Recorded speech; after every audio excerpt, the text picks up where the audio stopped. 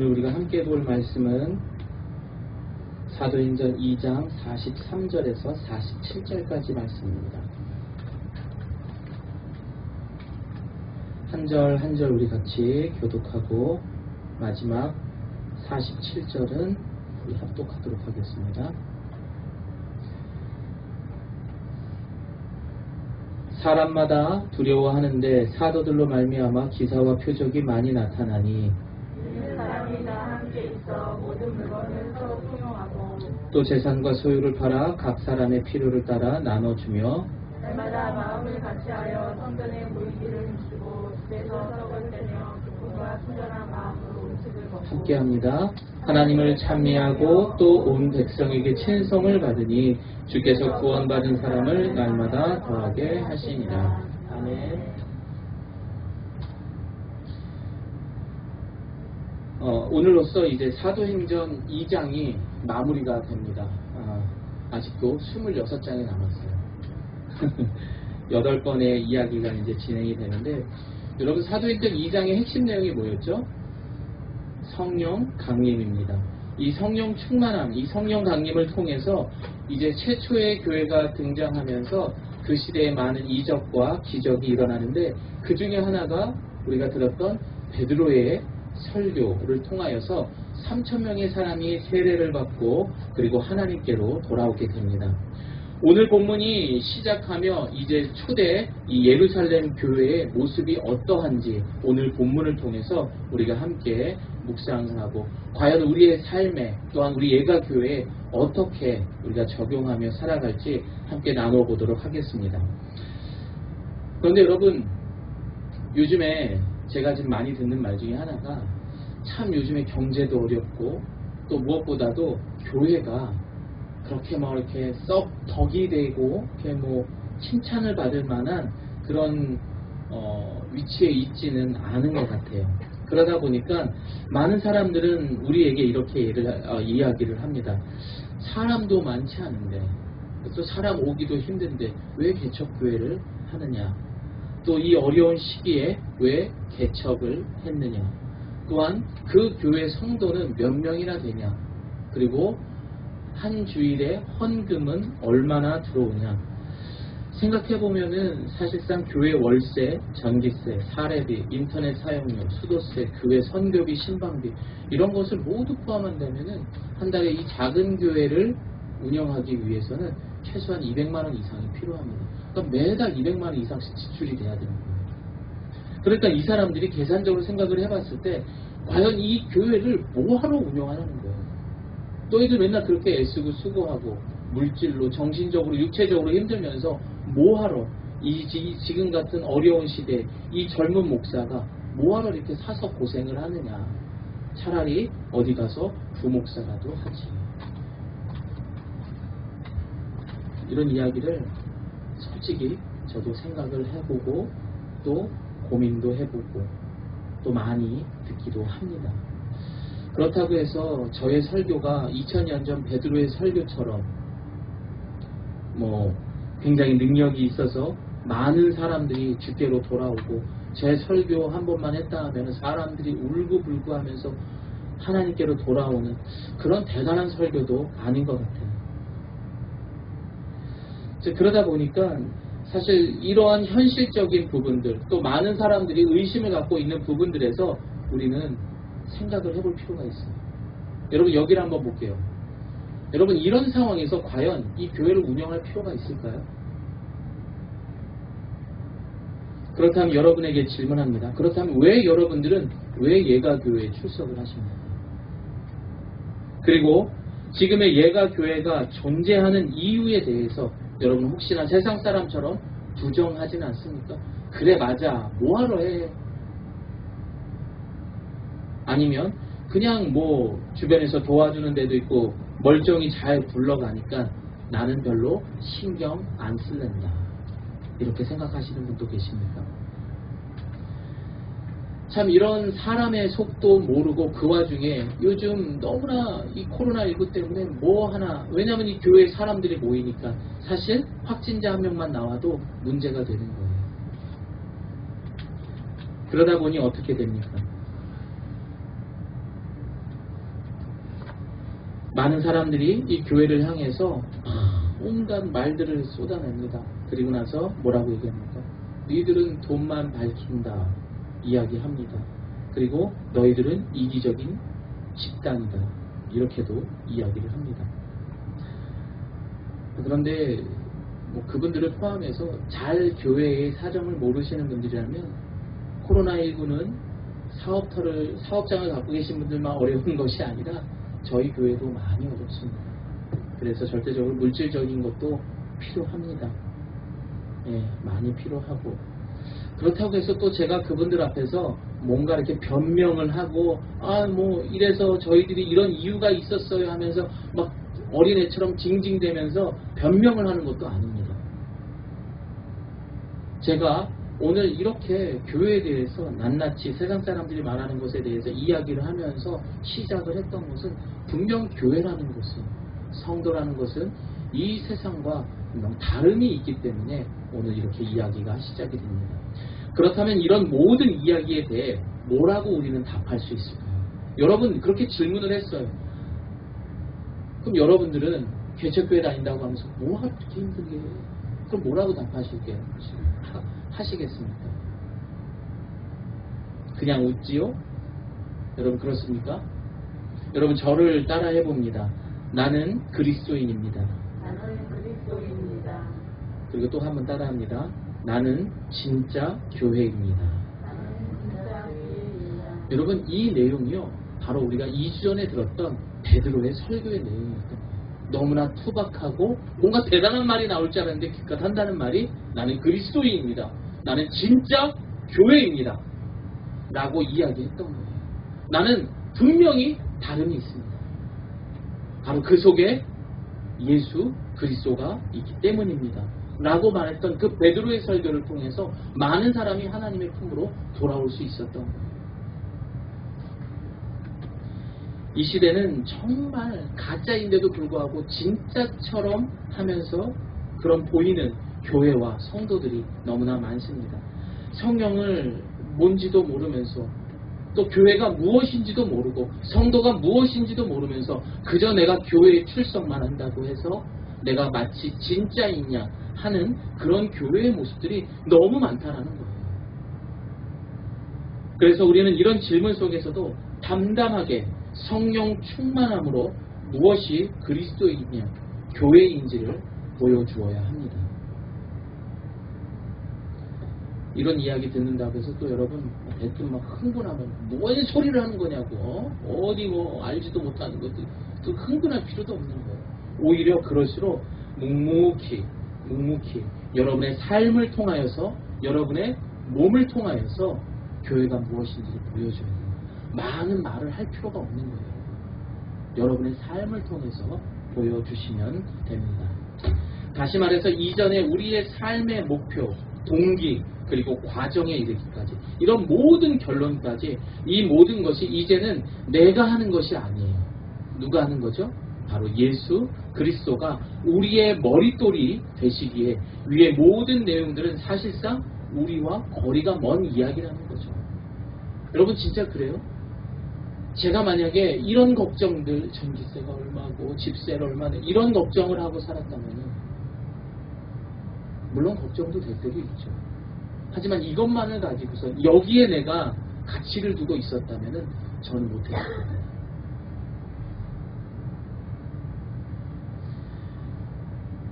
아직 예수님을 모르는 사람들에게는 이런 모든 이야기가 관심 있는 이야기가 될 수 있습니다.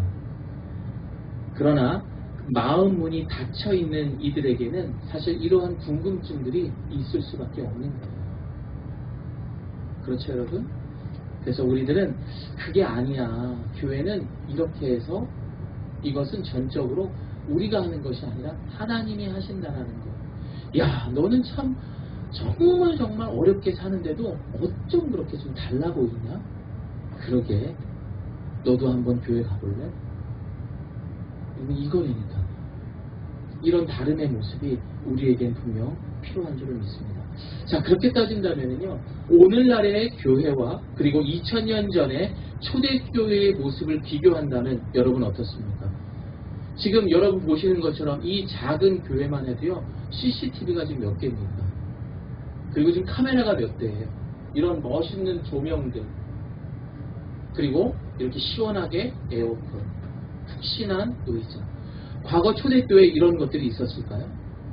없었습니다. 그러나 지금의 교회에 비해서 과거의 초대교회는 어마어마한 하나님의 기적과 능력을 경험하게 됩니다. 그 차이가 무엇입니까? 따라합니다. 성령 충만.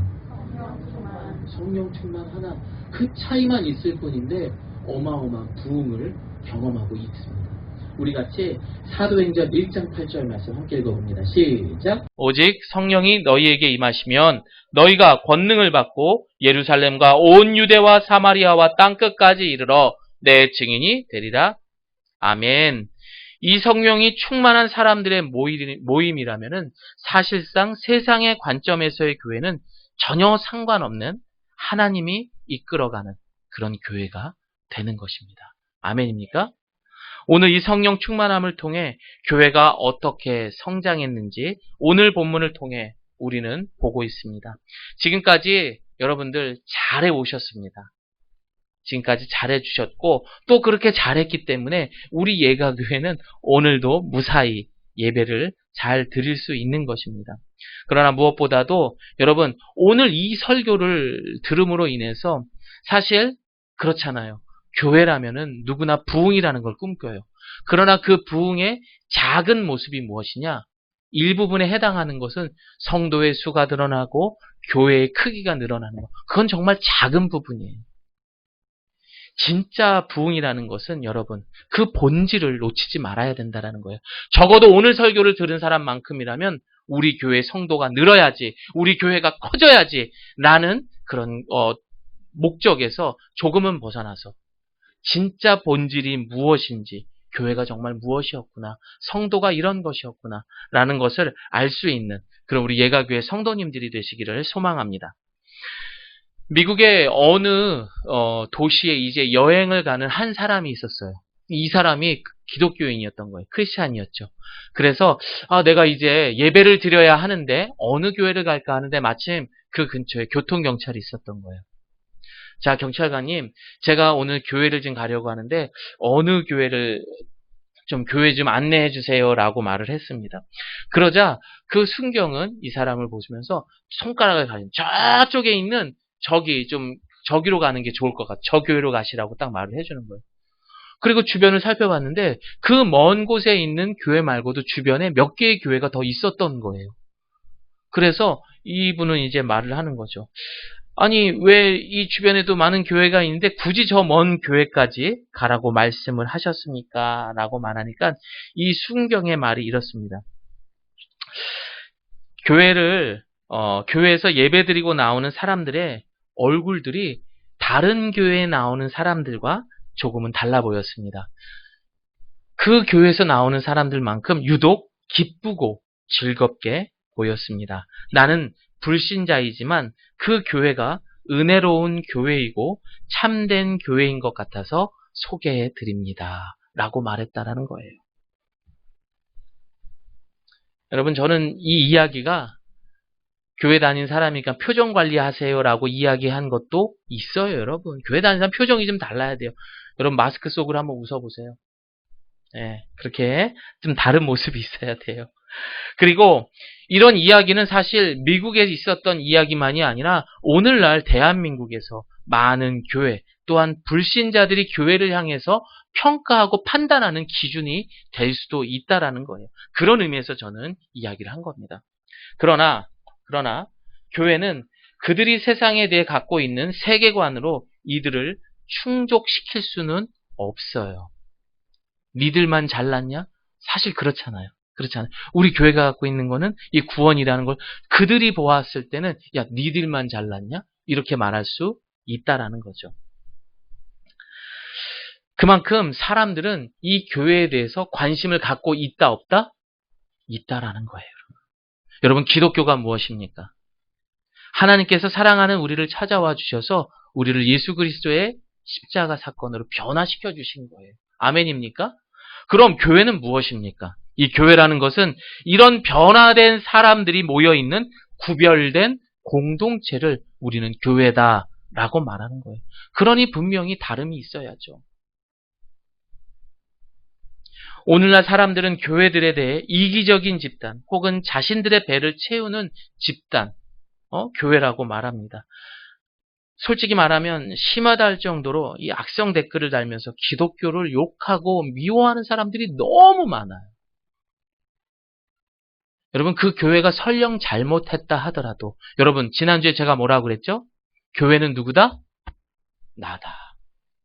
결국 대한민국의 교회가 욕을 먹는다는 것은 나의 신앙의 수준, 교회의 모습이 그것밖에 안 되는 거예요.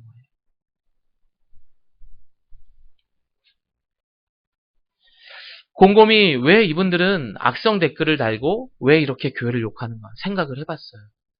그리고 제 마음에 이런 생각이 들죠. 아, 그렇구나. 이분들이 교회에 관심이 많았고 교회에 대한 기대가 상당히 컸구나. 여러분 어떻습니까? 정말 내가 사랑하는 사람들을 그 사람에게 기대를 걸었어요. 근데 그 사람에게 실망하면 그 실망이 더 커요? 크다니까요. 똑같은 것 같아요. 그리고 또 한쪽 귀로 이렇게 들리기 시작했습니다. 마귀가 저에게 말을 합니다. 거 봐. 니들이 아무리 잘난 척하면서 그렇게 해도 결국 이 세상을 지배하는 것은 나이고 그리고 그들을 다스리는 건 인간이다. 너희들이 아무리 그렇게 한다도 그 사람들이 너희를 좋게 볼 것 같으냐? 뭐 이런 말들이 막 들리기 시작하는 거예요. 그렇다고 해서 제가 뭐 신기가 있어서 그걸 막 들었다는 얘기가 아니에요, 여러분. 왜 오늘날 이렇게 교회가 욕을 먹을까? 왜 교회가 교회답지 못할까? 왜 성도가 성도답지 못할까라는 생각을 가지며 묵상하며 기도하면서 제 마음에 그런 마음들이 들었다라는 것입니다. 그래서 더욱 우리는 이런 분들의 마음을 다시 열어줄 수 있을 만한 진짜 교회가 되어야 합니다. 아멘입니까? 과거 대한민국 기독교 역사에 많은 영향을 주었던 사람들이 누구입니까? 120년이 넘어갔습니다. 그때의 외국인 선교사들이 이제 인천을 통하여 이 땅에 돌아오게 됩니다. 그리고 이 조선 땅은 어둠과 영적 혼돈의 시대였으며 하나님의 말씀이 부재였습니다. 그리고 잘못된 우상으로 가득한 이 조선 땅에 기독교가 이 뿌리를 내리기 위해 하나님께서 이들을 통해서 제일 먼저 하신 게 무엇인 줄 아십니까? 교회입니다. 교회를 제일 먼저 세우셨던 거예요. 그렇다면은 이 사람들이 교회를 이제 만들게 되고 가자마자 예수 믿으세요. 예수 믿으세요. 이런 이야기 했을까요? 물론 했겠죠. 하지만 이들은 이 사람들에게, 이 조선 땅에게 가장 상처 많이 받고 외로워하고 굶주려 있는 이 사람들에게 제일 먼저 했던 것은 학교를 세우기 시작했고 병원을 만들기 시작했고 이 사람들에게 말벗이 되었습니다. 여러분 어떨 것 같아요? 이런 황무지 같고 모든 사람들이 지금보다도 훨씬 어려운 시대예요. 모두가 아프고 병들고 있는 그런 상황에서 생김새도 다른 사람들이 와가지고 다른 나라의 종교를 믿으라고 이야기한다면 여러분 어떻겠습니까? 거부 반응이 일어나죠. 하지만 이 외국인들은 어떻게 합니까? 이 어려운 조선 말들을 배우기 시작을 합니다. 그리고 그들의 문화 속에 들어가서 그들과 함께 울고 웃고 함께 하면서 이 모든 것들을 나누기 시작하면서 그제서야 예수 그리스도의 복음의 이야기를 전하면서 아무것도 없었던 이 조선 땅에 드디어 꽃이 피기 시작을 합니다. 우리는 이것을 무엇이라 합니까? 부흥이라고 하는 겁니다. 사랑하는 성도 여러분, 그렇다면 부흥이 무엇입니까? 교회의 성도수, 교회 건물 등의 기독교적인 작은 의미도 있습니다. 하지만 이 부흥의 본질은 여러분 뭡니까? 바로 죽어있던 것들이 다시 살아나는 것을 말합니다.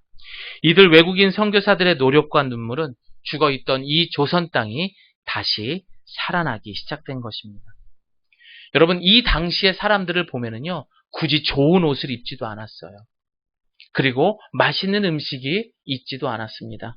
그저 이들은 작은 골방 가운데 모여서 자기랑 생김새가 다른 그 외국인 선교사가 전해주는 말씀을 듣고 함께 기도하고 그리고 기쁘게 박수치면서 찬양하면서 그곳에서 몇 덩이 안 되는 그 감자들을 나눠 먹으면서 너무너무 행복해했다라는 거예요.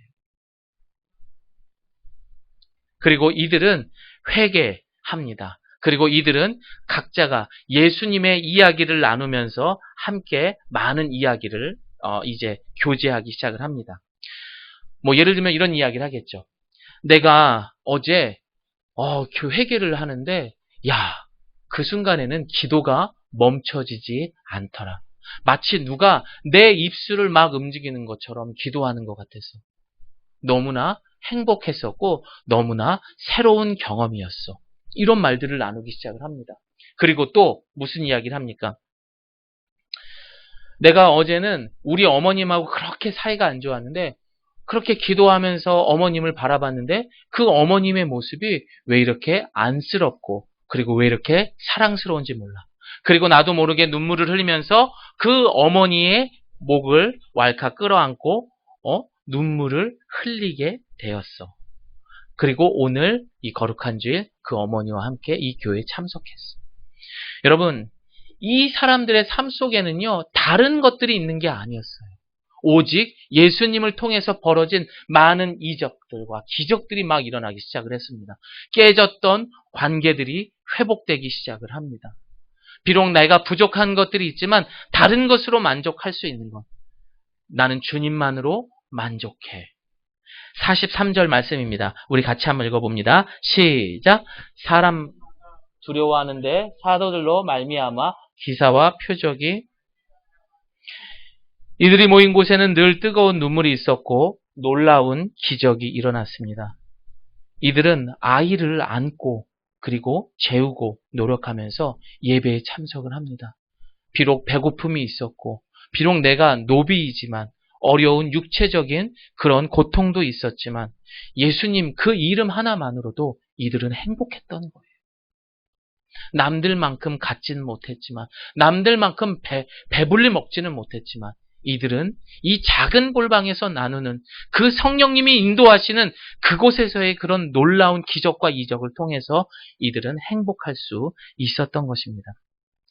여러분 사실 이 부흥이라는 말은 현대 사회를 살아가고 있는 많은 사람들이 열망하는 것들 중에 하나이기도 합니다.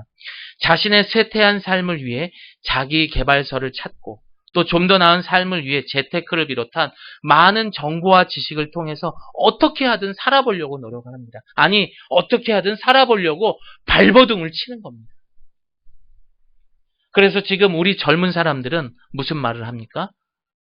3가지를 포기한다 3포시대, 아니 5가지를 포기하는 5포시대, 이제는 N세대라고 말을 합니다. 취업을 포기하고 결혼을 포기하고 그리고 출산과 인간관계, 꿈을 포기하는 세대가 지금 젊은 세대의 모습인 것입니다. 사실 이들이요, 노력을 안 한 것은 아닙니다. 토플 점수부터 자격증, 어학연수, 그 밖에 자신들이 쌓을 수 있는 많은 경력들을 다 준비를 했지만 사실 이들이 들어가야 할 취업의 문은 너무 높습니다. 그러다 보니 어떻게 합니까? 난 안 돼. 그러면서 계속해서 자신이 열어야 할 그 마음들을 빗장을 닫기 시작을 하는 겁니다. 이들은 결국 취업을 포기하고 그리고 빚으로 다녔던 학자금 대출의 빚을 갚지를 못해서 사회 초년생들은 집을 살 능력이 없습니다. 또한 가족을 부양해야 했고 또 챙겨야 하기 때문에 이런 모든 것들을 포기할 수밖에 없습니다. 그래서 돈을 벌어야 하는데 사실 돈이 많아도 돈 때문에 결혼을 안 하려고 하고 또 돈이 적기 때문에 결혼을 못한다라고도 말을 합니다. 왜요? 시간이 지나면서 사실 이 두 사람들의 공통점이 무엇입니까? 돈이면 되는 세상이네. 돈만 있으면, 돈만 있었다면 이라는 말이 나오기 시작을 합니다. 그러나 정확히 영적으로 진단한다면은 여러분들, 이들은 영에 속한 사람이 아닌 바로 육에 속한 삶을 살아가고 있기 때문입니다. 요즘 여러분 어떻습니까? 범죄자의 연령대가 어떻습니까? 40대, 50대가 많습니까? 10대, 20대가 많습니까? 그렇죠? 10대와 20대. 그리고 그들이 범죄하는 것들을 보면 세상이 놀랄 만한 아주 엽기적인 그런 범죄들이 가득한 그런 우리 젊은이들의 모습을 볼 수 있습니다. 이것이 지금 우리 한국 땅의 모습인 겁니다. 심지어 그 속에는 신앙생활하는 이들도 상당수 있다는 것입니다. 많은 젊은이들의 이 모습들이 현실이며 이 또한 물질에 대한 욕심과 욕망 때문이라는 것입니다. 여러분 그렇다고 해서 돈 좀 있는 사람들이 아유 어렵지 하면서 그 자기가 갖고 있는 많은 것들을 나눠주려고 합니까? 사실 이런 부분들은 우리 자녀들의 교육에도 영향을 미치게 됩니다. 그러다 보니 어떻습니까? 돈이 많은 가정의 아이들이 공부를 잘한다라는 말도 안 되는 그런 이론들이 나오기 시작을 하는 거예요. 그러니 어떻게 합니까? 빚을 내서라도 학원을 보내려고 하고 빚을 내서라도 사립학교에 보내려고 하는 그런 부모님들의 편견과 그런 기준들이 사회에 뭔가 줄을 걷게 됩니다. 그러면서 빈부의 격차가 점점 늘어가면서 결국 이 물질로 인하여서 어떻게 됩니까? 부모가 있습니까? 부모 없어요. 형제가 무슨 형제입니까? 요즘 같은 세상에. 그런 거 어떻게 챙겨요? 돈이 있어야 부모도 챙기고 형제도 챙기는데. 여러분 그게 지금 우리 현실이에요. 한번 생각해 보세요. 지난 한 주간의 삶, 내가 가장 많이 생각했던 것, 지금까지 내가 살아왔던 나의 삶에서 가장 많은 것들에 염려를 두고 내가 가장 목표를 두고 살았던 것이 무엇입니까? 지금 얘기했던 게 전부잖아요. 그리고 거기서 조금 더 지나치다 싶으면은 뉴스에 나오는 거예요. 그런데 여러분, 우리보다 더 살기 힘들었고, 더 힘들고, 더 위험하게 신앙생활을 했던 오늘 본문의 초대교회에서는요, 여러분 어떻습니까? 우리 같이 함께 44절, 45절 말씀을 함께 읽어보겠습니다. 시작! 믿는 사람이 다 함께 있어 모든 물건을 서로 통용하고 또 재산과 소유를 필요를 따라 나누어 주며. 여러분 어떻습니까? 우리보다 더 어려운 시절의 사람들이에요. 그러나 그들이 가진 건 단 하나. 예수님께서 열어주신 성령. 그들은 성령 충만함. 그거 하나만으로 인해서 이들은 자신의 재산까지 팔아가면서 자신이 배가 고프다면 덜 배고픈 만큼 먹고 나머지는 나눠주는 그런 초대교회의 모습을 볼 수 있습니다. 자, 이야기를 잠깐 바꿔서 여러분들 제가 재미있는 이야기를 하나 해드리도록 하겠습니다. 사실상 이 초대교회의 사람들은 더 이상 재산과 재물에 가치가 있었다라는 거예요? 없었다라는 거예요? 없었다라는 거예요. 더 이상 물질이 그들에겐 중요한 게 아니었던 거예요. 여러분이 만약에 아무도 없는 평생 나갈 수 없는 그런 외딴 섬에 이제 갇혔다고 생각을 해봅시다. 자, 그리고 그곳에서 이제 여러분들이 선택할 수 있는 게 있어요. 첫 번째, 평생 먹을 수 있는 생수. 두 번째, 좋은 자동차. 세상에서 제일 좋은 자동차. 그리고 현금 100억 원. 이 현금 100억 원 어떻게 5만 원짜리로 해드릴까요? 만 원짜리로 해드릴까요? 10만 원, 뭘로 해드릴까요? 네, 5만 원짜리로 해드리겠습니다. 자, 현금 5만 원으로 해서 100억 원. 그리고 마지막으로 여러분이 선택할 수 있는 거, 가족이 있습니다. 여러분이라면 어떤 것을 선택하고 싶습니까? 저는 이 설교를 하기 전에 저희 가족들에게 먼저 물었더니 가족이라고 이야기를 하더라고요. 맞습니다, 여러분. 아마도 이 외딴 섬에서 살아가야 할 충분한 가치가 있는 것을, 동기를 생각해야 된다면 아마도 여러분들은 가치를 생각한다면 가족을 선택할 것입니다. 아마 여러분들도 그럴 것입니다. 우리가 살아가는 이 세상도 똑같습니다.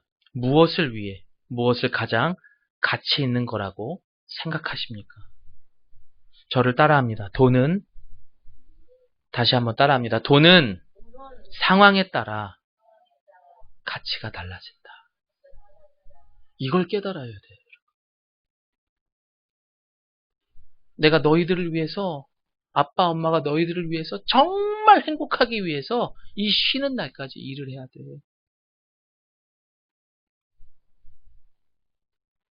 그리고 해줄 수 있는 게 무엇입니까? 좋은 학원에 보내는 것, 좋은 집에 살게 하는 것.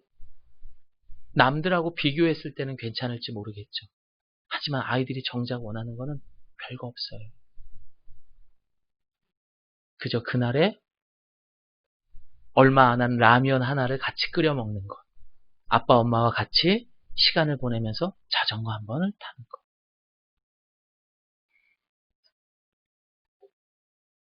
어제 오랜만에 저희 아이와 함께 한 30분가량 해가 지기 전, 너무 해가 뜨거우니까 자전거를 타러 바깥에 엄마 아빠랑 같이 나왔는데 그렇게 좋아하더라고요.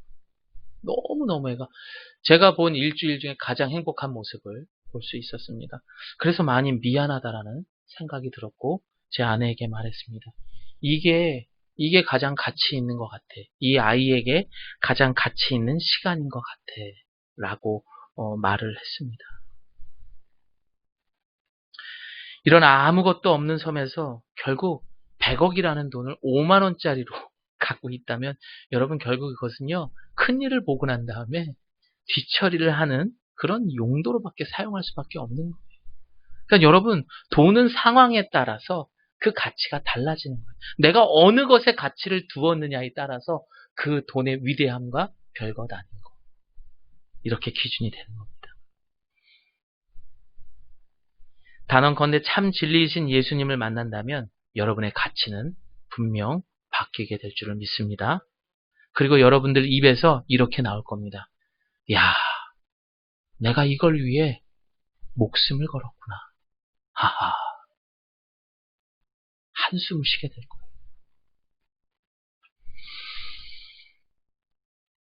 영국의 철학자로서 정치가였던 프랜시스 베이컨이 말하는 것 중에 아는 것이 힘이다, 이런 말을 했죠.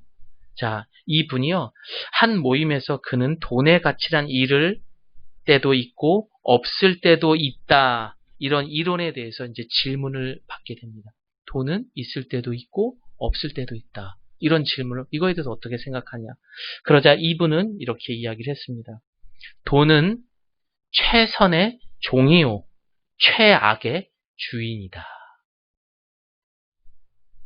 멋있지 않습니까? 그런데 이와 유사한 말이 전도서에 있더라고요.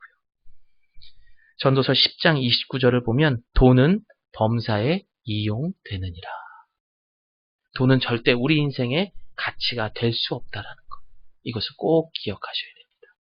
그럼 우리에게 가치가 되는 것은 곧 예수 그리스도, 그리고 그 예수님이 그렇게 품에 안기를 원하셨던 그 단 한 사람, 그 한 영혼을 위해 우리는 아낌없이 이것들을 위해 노력을 해야 하는 것. 이것이 바로 이 시대에 원하는 교회의 모습이며 성도의 모습인 것입니다.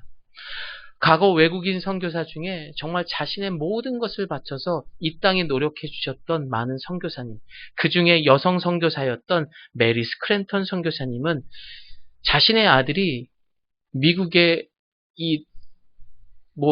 세 손가락 안에 들만한 그런 명문 의대를 나온 자신의 아들과 며느리를 데리고 아무것도 없는 이 조선 땅에 옵니다.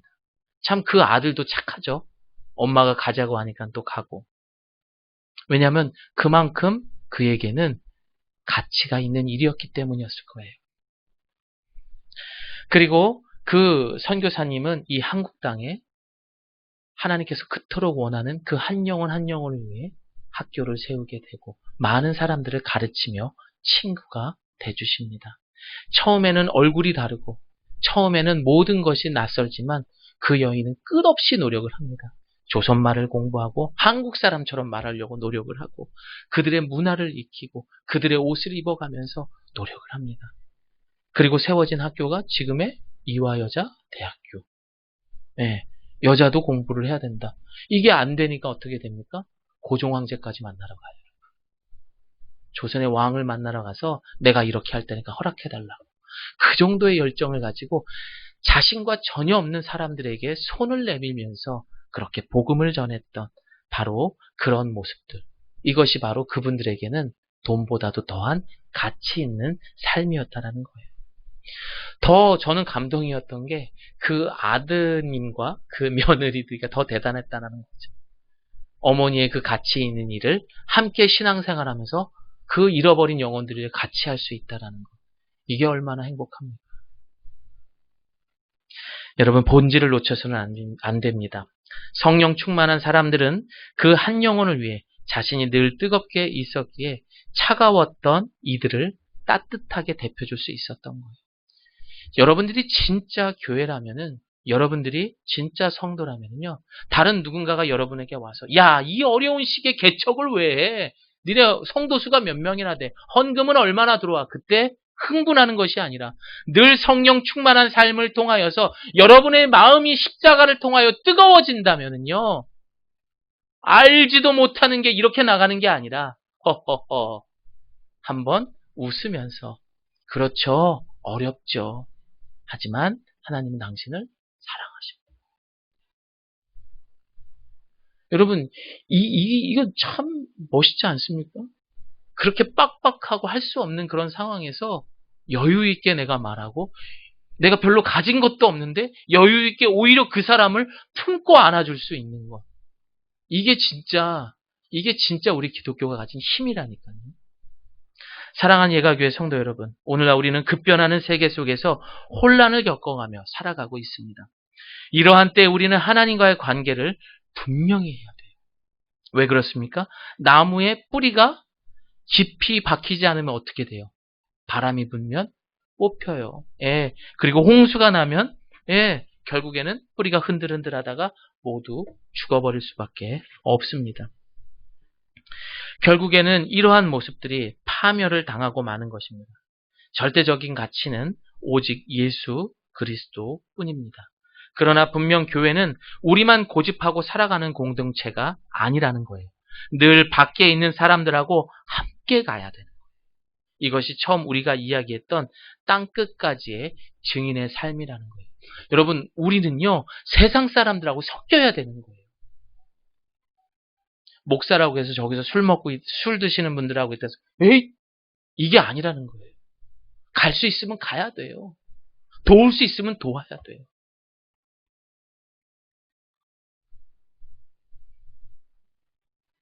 그리고 세상 사람들이 하는 것 해야 돼요. 소통해야 돼요.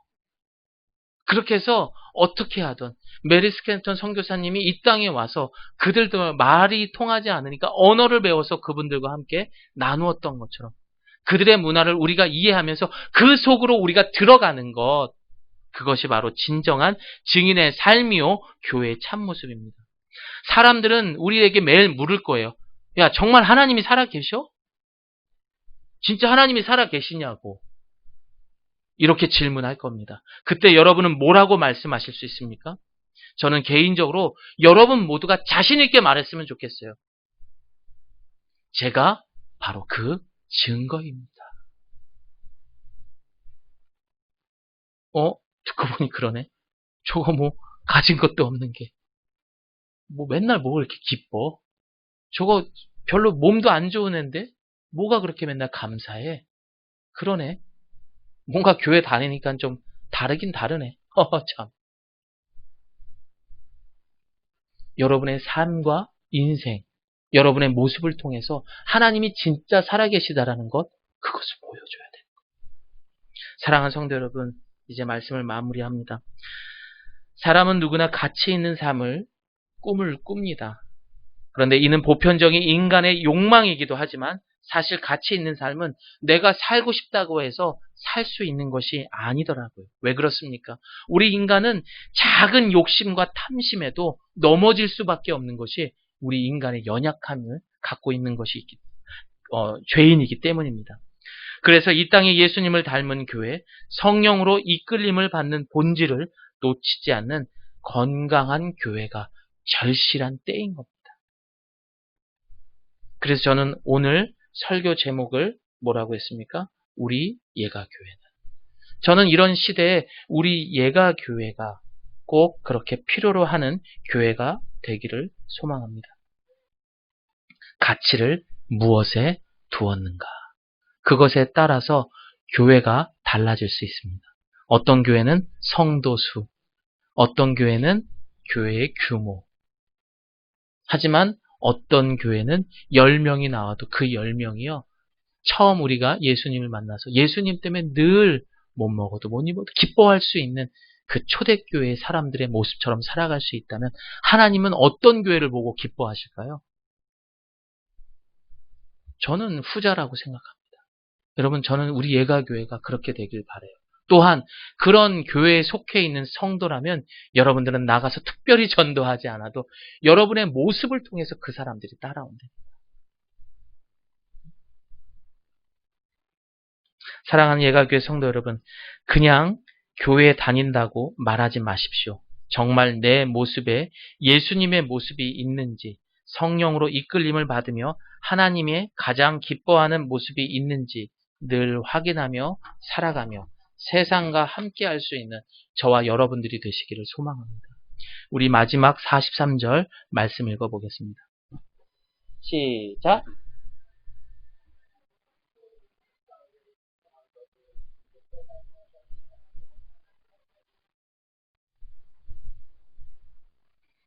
그렇게 했을 때 우리 예가교회의 모습이 이렇게 될 줄을 믿습니다.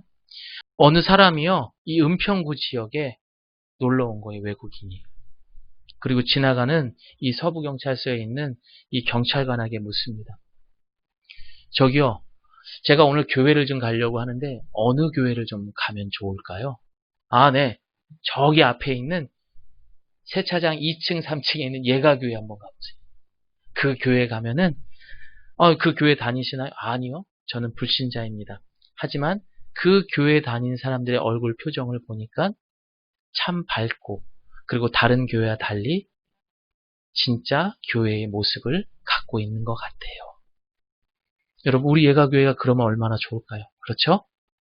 그렇게 될 수 있도록 여러분 모두가 이번 한 주간 동안 성령 충만함을 통해 분명히 뭔가 다름이 있다라는 것, 무엇에 가치를 주었는지에 대해서 늘 고민하고 생각할 수 있는 우리 예가교회 성도님들, 그리고 하나님의 형상들이 되시기를 예수님의 이름으로 축원드립니다. 우리 함께 기도할게요.